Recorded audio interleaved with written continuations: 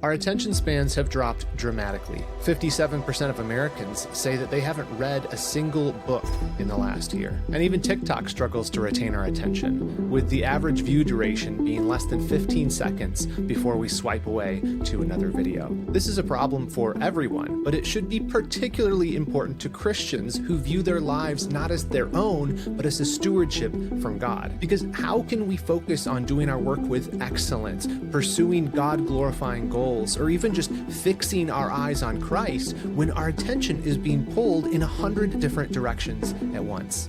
We need to fix our focus.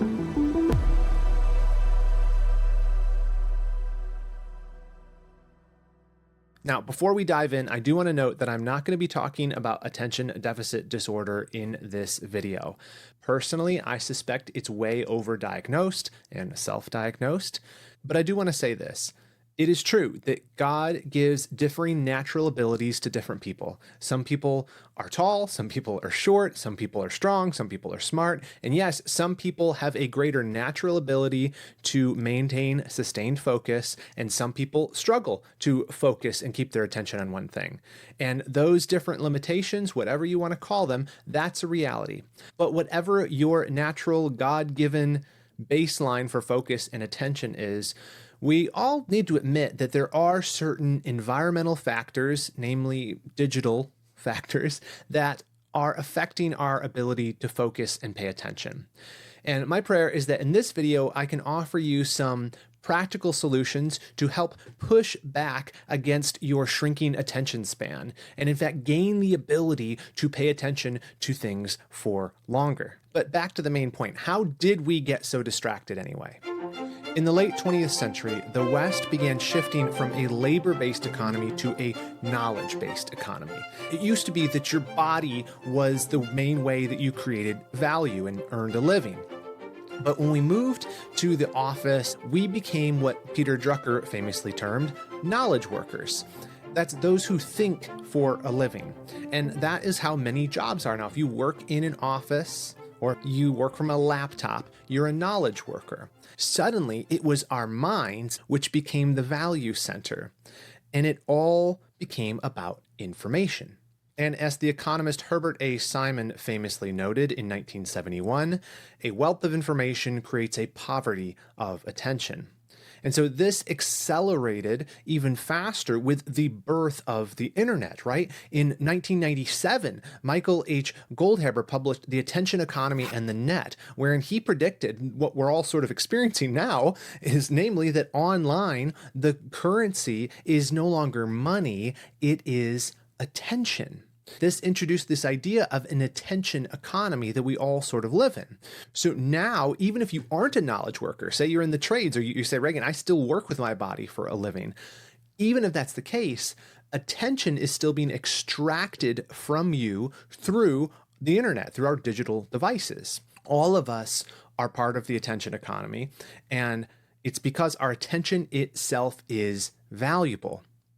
Now, here's the thing, even if you don't recognize this, the market does. The market sees your value as attention, because whenever there's value to be found, that great macroeconomic principle of supply and demand is not far behind. So our attention began being seen as this commodity, and an increasingly limited one at that, and therefore more and more and more valuable.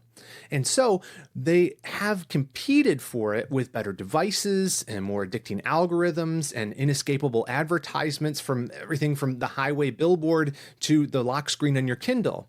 Everybody's trying to get your attention and trying to economize that attention. And the point is, all of this has come at a cost to us. As advertisers, social media companies, and the entertainment industry have strip-mined our attention, this has exacted a price from us. It's in their competition to get our focus through notifications or gamification or psychological manipulation that has caused this fracture in our attention. See, it's all these different voices calling to us at the same time. Pay attention to me. No, pay attention to me. Here's a notification. Here's a blip on your phone. Here's a message. Here's an email. All of that stuff is led to this lack of focus you have, this lack of being able to pay attention for any sort of sustained amount of time to one thing. Daniel Kahneman, in his book, Thinking Fast and Slow, he points out that this cost is noted even in the way we talk about attention. He says, quote, "The often used phrase, pay attention, is apt. You dispose of a limited budget of attention that you can allocate to activities, and if you try to go beyond your budget, you will fail." There are some serious costs to just accepting this as the norm. To understand how costly this loss of focus is, recognize that attention is upstream from almost everything that you would have in a blessed life. For example, if you don't have the ability to focus, you can't pursue a sustained goal. You can't stick with it long enough to see it through. You can't build deep relationships. You can't do the long focused work of learning that's required to get an education or better your career prospects without the ability to focus. And you can't pray. You can't pray without your mind wandering if you have just accepted that I'm going to live in this fragmented attention world. The same thing's true of Bible study. I can't read the Bible for a long period of time, or any book for that matter, if I don't know how to focus anymore. And so this is a serious problem, and it's my contention that we should view this war for our attention as a spiritual war. You know, Corrie ten Boom famously said, if the devil can't make us bad, he'll make us busy. And that's where we find ourselves, busy, no attention, no focus, just scattered. And we're missing out on the things that would lead to our spiritual growth and growth in every area of life. In a sermon titled, "The Time is Short," Charles Spurgeon preached this, quote, "The reason why the majority of Christians never attain to any eminence in the divine life is because they let the floods of their life run away in a dozen little trickling rivulets. Whereas if they cooped them up into one channel and sent that one stream rolling on to the glory of God, there would be such a force and power about their character, their thoughts, their efforts, and their actions that they would really live while they lived." Your attention, your focus, it is only powerful when it is concentrated. That's Spurgeon's point. He's saying that believers who accomplish great things in this life are those who treat their attention like water, and they train themselves to dam it up and focus it and release it towards one focused objective at a time. To be ineffective is to let your attention be spread out, scattered, unfocused. My point in saying all this is there's hope, because if we can fix our focus, we can fix our lives. So, how do we attack this focus famine head on? Well, it is a lifelong battle, but I'm going to offer you a plan to help you start this week getting your focus back on track. So this is what I call the 5x5 focus fix. So it's 5 daily habits that you do 5 days per week, right? 5x5. And it's really simple. You can start doing this today and push it for 5 days and then reflect and see what you want to keep, what you want to change.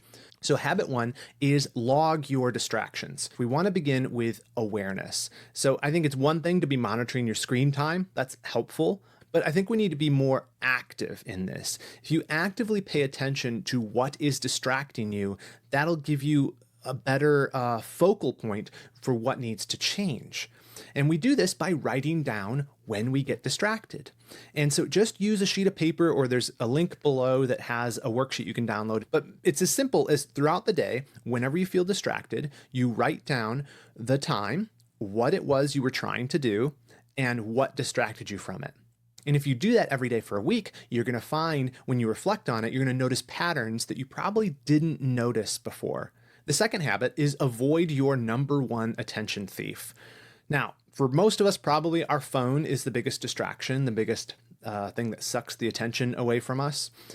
But more specifically, it's probably a certain app. If you looked at your screen time report, for example, there's probably one that you spend most of your time on that is kind of a time suck, if we're honest. Here's what I want you to do. I want you to delete the app. Delete the app off your phone. You don't have to delete it forever, just for the next 5 days. Habit number 3, and that you're going to want to do daily, is read a real book for 30 minutes.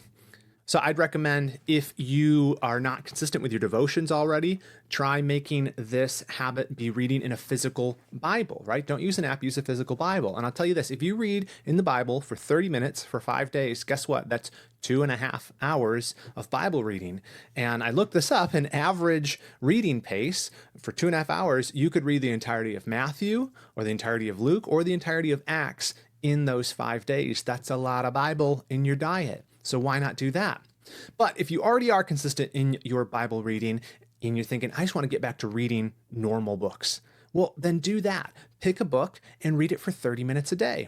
Remember, what we're trying to do here is not just remove screen time, we're trying to replace it with focused activities. We're fighting a two-front war here. We want to remove the things that are fragmenting our attention and add things that are training us to have deeper ability to pay sustained attention, okay? So that's why reading is so helpful. The fourth habit you're going to do for the next 5 days is no screens in bed or before breakfast. So it's really a 2-in-1 habit.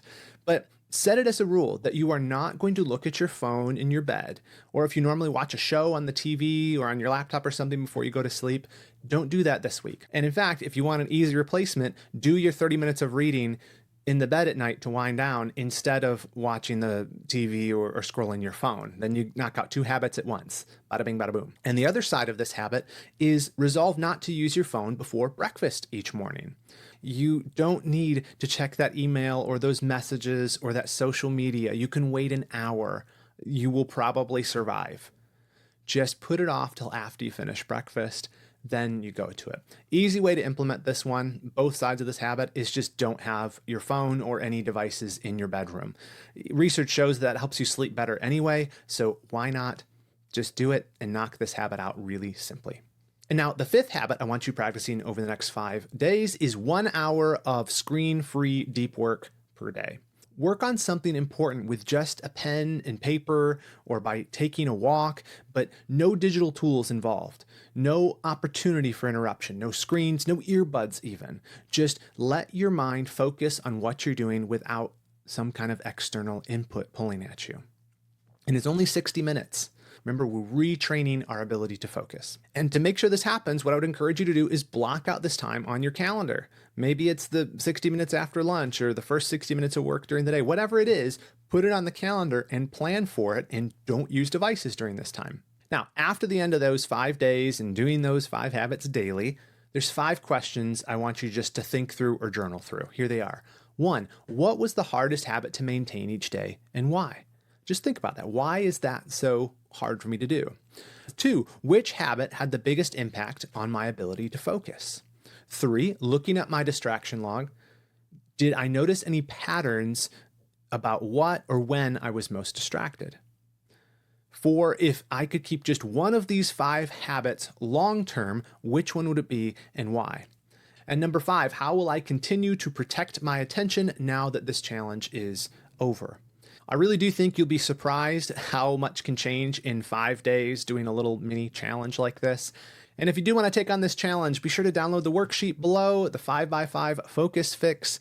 It's got that distraction log. It's got a checklist for all 5 practices each day, and there's even a spot to write in the answers to those reflection questions. I pray that this will serve you in your pursuit of a more focused, more productive, and more God-honoring life for His glory.